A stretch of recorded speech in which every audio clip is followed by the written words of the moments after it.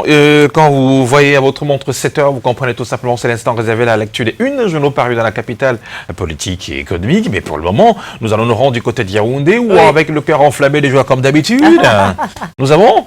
Monsieur Ghislain Pierre est sonné. Ah, il est en place. Bonjour Ghislain Pierre. Bonjour Soflane, bonjour également à vous Thierry Carole. Effectivement, je vous accueille le cœur enflammé de joie comme à l'accoutumée, vous, mais également nos millions de téléspectateurs, ceux du Cameroun et du monde entier qui sont tous chargés fort d'informations. Bienvenue à cet exercice. C'est la revue de presse sur Canal Matin et donc sur Canal 2 International. Au lieu de la seule réélection du maire et de ses adjoints du côté de Mounatélé, nous sommes là dans l'un des départements de la région du centre pour parler ainsi de la Liké. Eh bien, le tribunal administratif du centre, de la région du centre à Yaoundé, a donc décidé de l'annulation complète justement des élections municipales de ce côté-là. Tout est donc à reprendre si l'on s'en tient à ce rapport qui est fait ce matin par Cameroun Tribune, le quotidien camerounais à capitaux publics.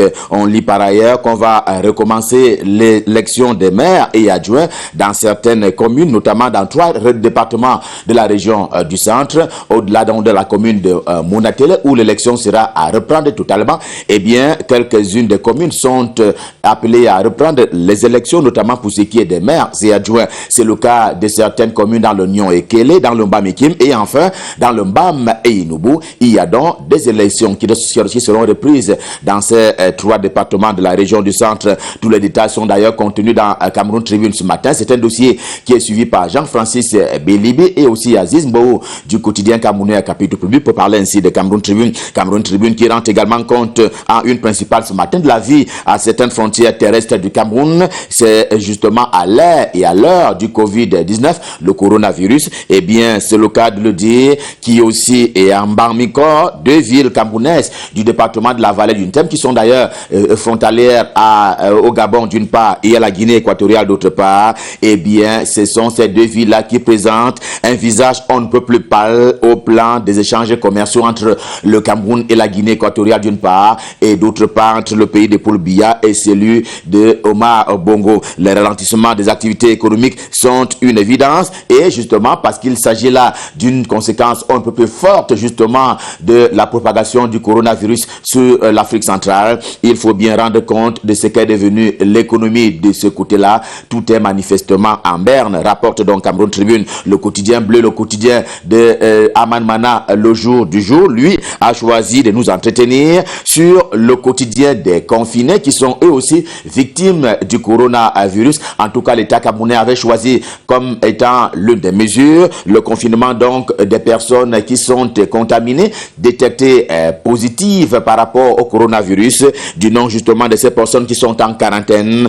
dans des hôtels au Cameroun. Pour certains, c'est un moment de méditation et pour d'autres, une prise de conscience de ce que la vie, oui, la vie ne tient qu'à un fil. Voilà donc le quotidien des confinés qui est raconté ce matin par le jour du jour. Et parmi eux, il y a des Camerounais certes, mais aussi des expatriés, en tout cas des personnes venues de l'étranger. Dans tous les cas, constate le quotidien bleu en une principale ce matin, le Cameroun est une victime d'une importation de la maladie, le coronavirus. C'est ce qui fait d'ailleurs que le mal soit profond aujourd'hui au Cameroun. Heureusement, dit-il, en termes justement de félicitations à l'adresse du gouvernement de la République, même si cela va avec des limites qui ont souvent été soulevées par le quotidien bleu. Heureusement, les pouvoirs publics ont pris à bras le corps cette problématique. D'ailleurs, Tribune d'Afrique, édition de ce jour, tient à en savoir sur le médicament éventuel qui devrait ainsi barrer la propagation du coronavirus.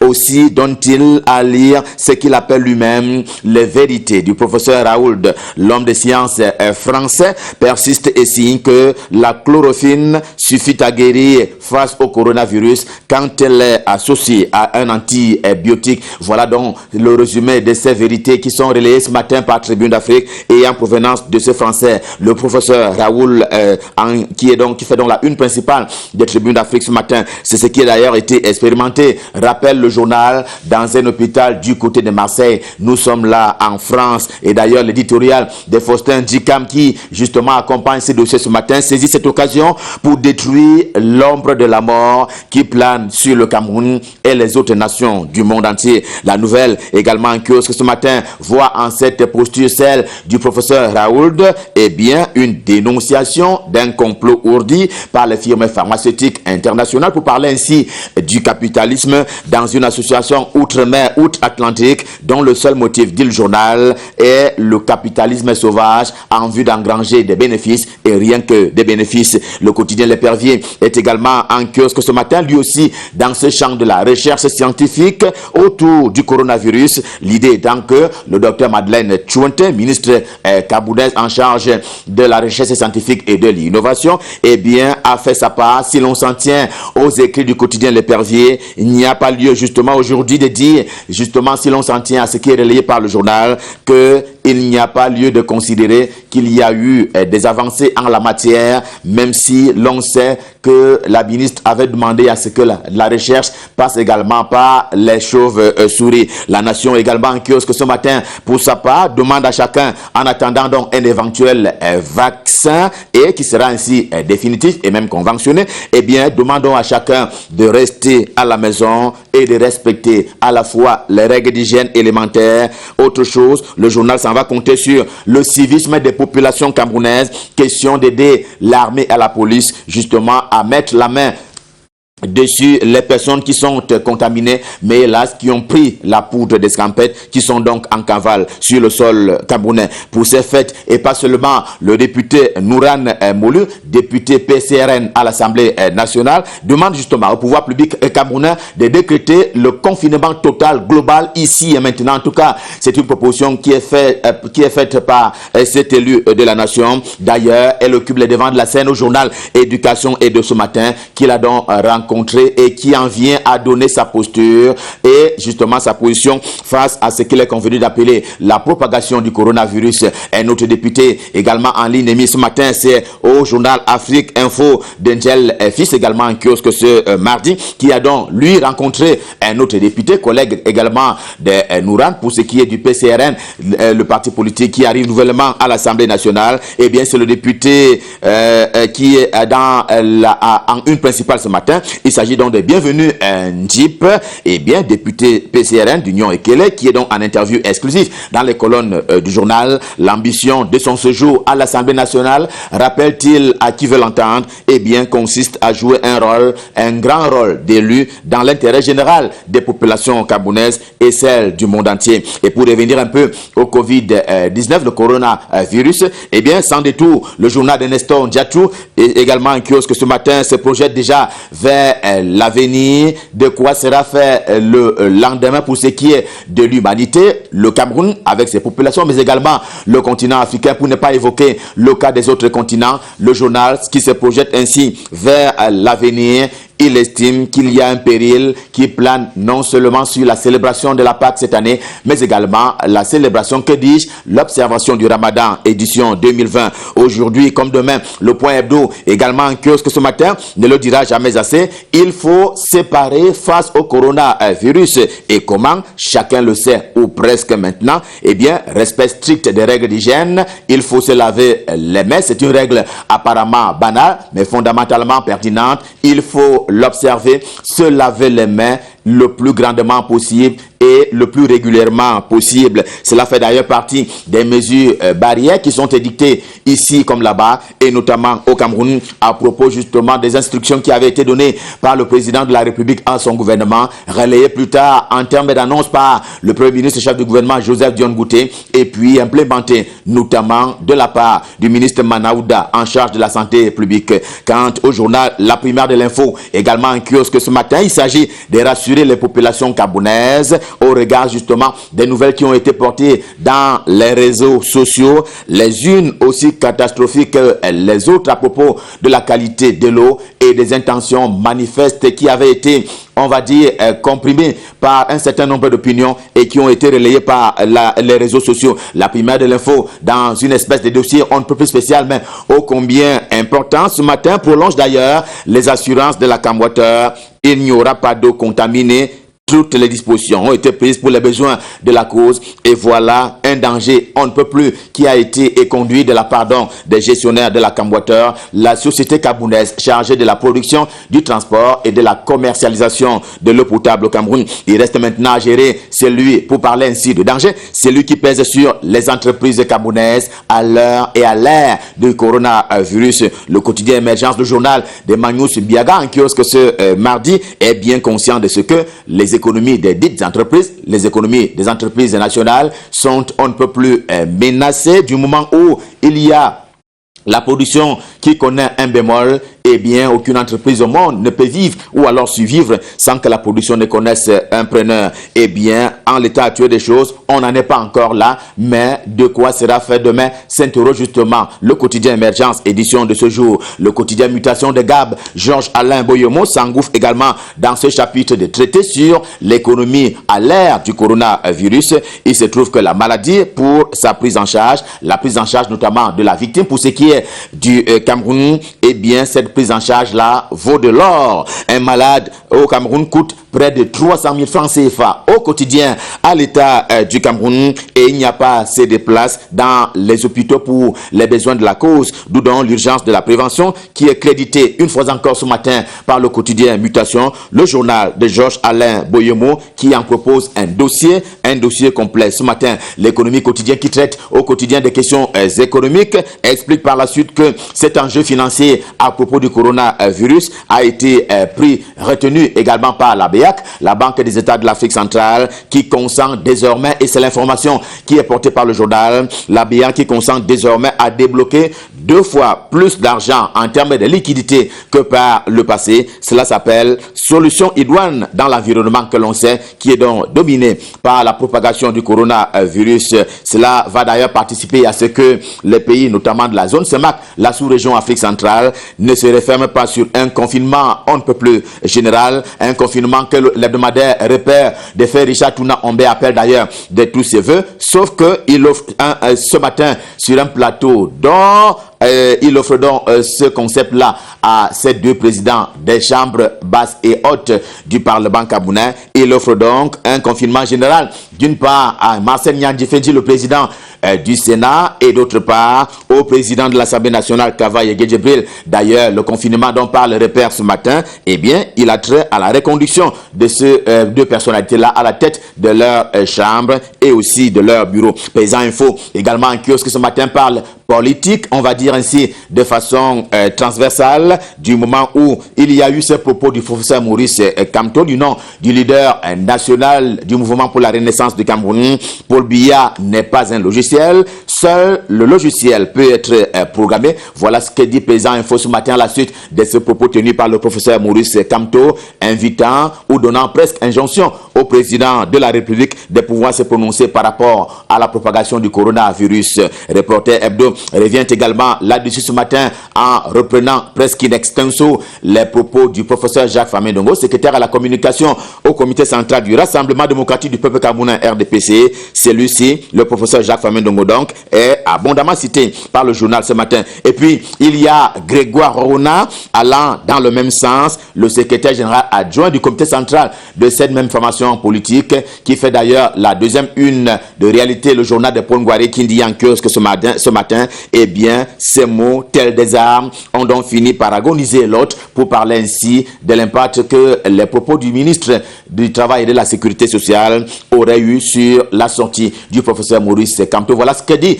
réalité de Paul Ngouari qui dit en kiosque ce matin, au même titre que toutes les autres parutions auxquelles nous avons fait allusion à l'occasion de la revue de presse Made in Yaoundé, édition de ce jour. Le cœur enflammé de joie, bien entendu, nous vous avons servi. On prend rendez-vous pour demain quand il sera 7h. Mais pour le moment, prenons la direction de Douala pour y retrouver Junior Hossein. C'est pour la suite et la fin de la revue de presse. Bonjour Junior, c'est à vous à Douala. Bonjour Ghislain Pierre Essonneau. Ce mardi, on ne va plus servir et c'est bien dommage pour ces passagers en provenance de France et confinés dans plusieurs hôtels à Douala. Ces hôtels expriment ainsi le ras-le-bol. Et la nouvelle expression de ce mardi nous apprend à sa une principale qu'un vaste mouvement des responsables des hôtels réquisitionnés par l'État du Cameroun pour le confinement des passagers en provenance de la France est observé depuis quelques jours à Douala. Au centre de leur préoccupation, poursuit le journal, le non-paiement des factures à date par les autorités camerounaises qui ont décidé de loger des passagers du vol Air France du 17 mars 2020 pour des mesures de sécurité et dans la stratégie de lutte contre la propagation du Covid-19. Des malaises économiques ainsi causés par le coronavirus.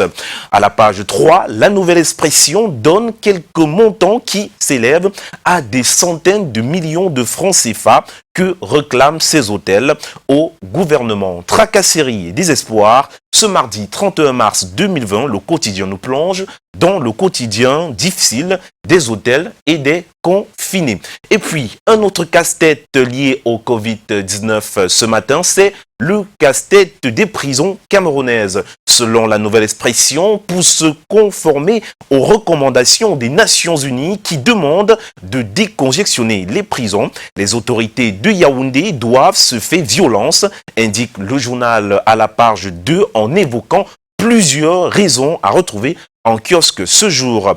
Déposte le journal d'expression anglaise en kiosque ce mardi, nous apprend à sa une principale que la pression monte sur le gouvernement camerounais pour décongestionner les prisons surpeuplées après que le nombre de cas enregistrés de Covid-19 est au-dessus de 100.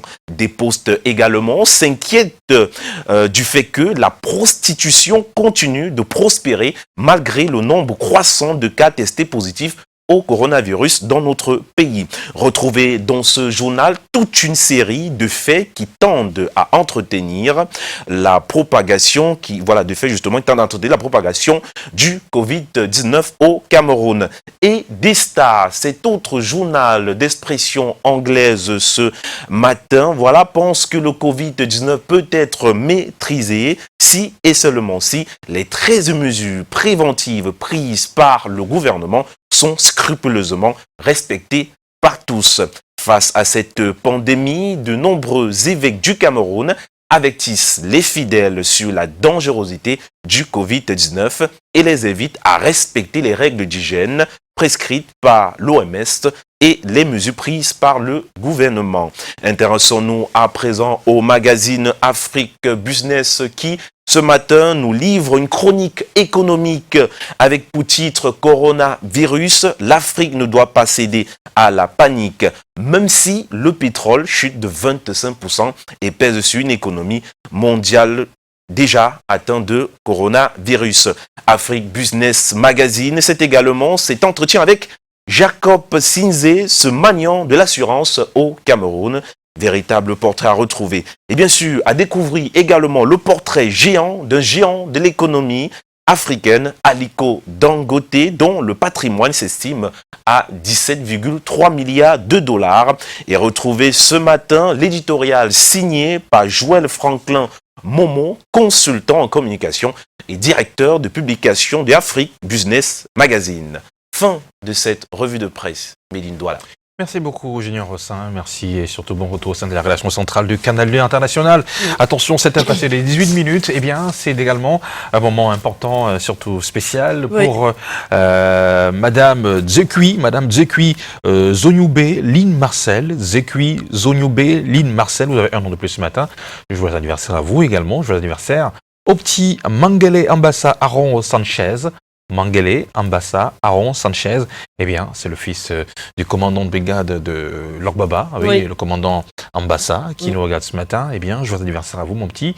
Et surtout, je suis sûr et certain que ce matin, je ne sais pas quelle aura la forme du gâteau que maman va faire, mais bon, ce sera un gâteau énorme quand même, mais uniquement à la maison. Courage encore à toi, mon petit, et surtout bien de choses au commandant Ambassa. Allez, il est 7h passé de 19 minutes. Merci de nous recevoir chez vous, téléspectateurs chéris. Merci surtout de rester avec nous parce qu'à suivre dans le cadre de ce programme une note sur la publication des bans. Est-ce que c'est obligatoire la publication des bans au Cameroun? Si oui, pourquoi? Nous aurons quelques éléments de réponse avec Maître Massi Georgie qui est avocat au barreau du Cameroun.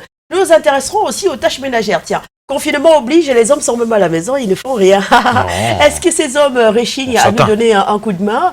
Est-ce qu'ils sont toujours très bantous sur les bords, en clamant que les tâches ménagères sont exclusivement Pour les réservées femmes. aux femmes? Ouais. Est-ce qu'il est capable de tordre le cou à ces clichés? Eh bien, on va le savoir tout à l'heure dans le cadre de ce programme. Mettons déjà le cap sur la page pub. À tout de suite.